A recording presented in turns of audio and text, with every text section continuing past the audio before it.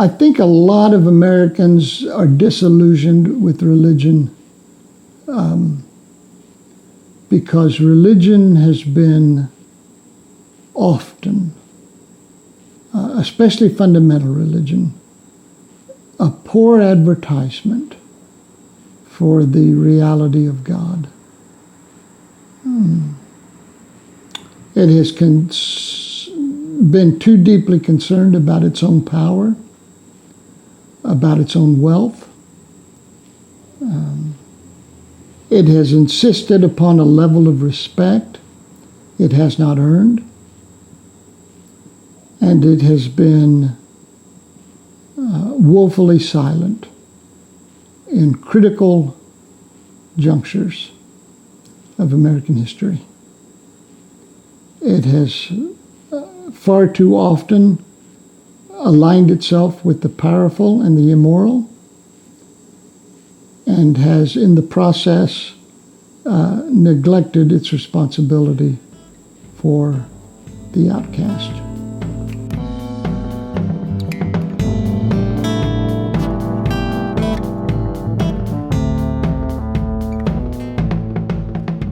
My name is Phil Gulley. I live in Danville, Indiana, which is about 20 miles west of Indianapolis. I'm a Quaker pastor and a writer, and pastor Fairfield Friends Meeting, which is about 3 miles south of the Indianapolis International Airport.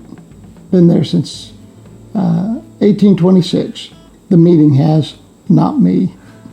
I don't think Jesus intended to start a religion. I think Jesus intended to make the religion he was in more faithful. I think Jesus understood himself as a teacher and perhaps a prophet in the line of the 8th century prophets. But this notion that Jesus came and was intending to start a new religion because Judaism was corrupt, I think that's a poor reading of history.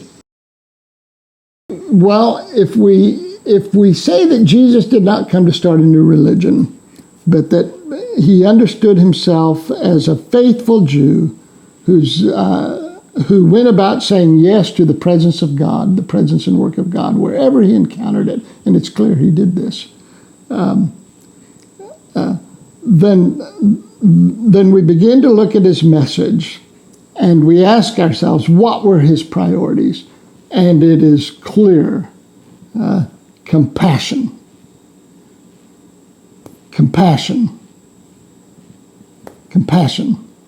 Everywhere he went. So I think that's the heart of Jesus' message. And consequently, I think any church which doesn't practice compassion, which instead encourages division, separation, isolation, has lost the point. It was just recently that Robert Jeffress, the pastor of the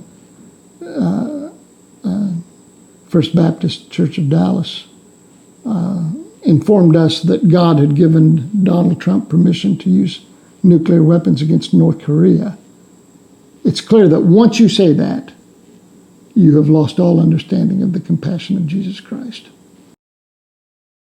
If the church were Christian, it would welcome the other without, unconditionally. It would not say to gay people, if you repent of your lifestyle, you are welcome here. If the church were Christian, it would lose its fascination with doctrines and creeds, which to me always seem to confine the will of God to a sentence. I think if the church were Christian, it would listen deeply to the poor and to the marginalized, who were the friends of Jesus. There are a few instances of Jesus befriending the powerful, the Roman centurion, but far and away more often, it turns out Jesus seemed to really seek out and welcome those whom the world had rejected. And I think if the church were Christian, it would be following that model. when someone tells me they're disillusioned by the modern church, I totally get it. I tell them I am too. The only reason I stay in it is because I'm fortunate enough to have found a community of Quakers who are committed to being the church in their care for others, in their commitment to justice, and in their love for the underdog. If I didn't have that, I would probably not remain in the church.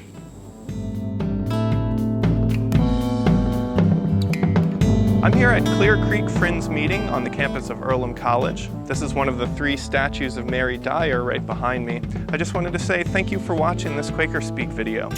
We release new videos every Thursday, and you can click on this button over here to subscribe to the project. You can support us for as little as $1 per video. That button is just below me, and you can see all the videos we've ever released in this playlist down here. Have a great Thursday.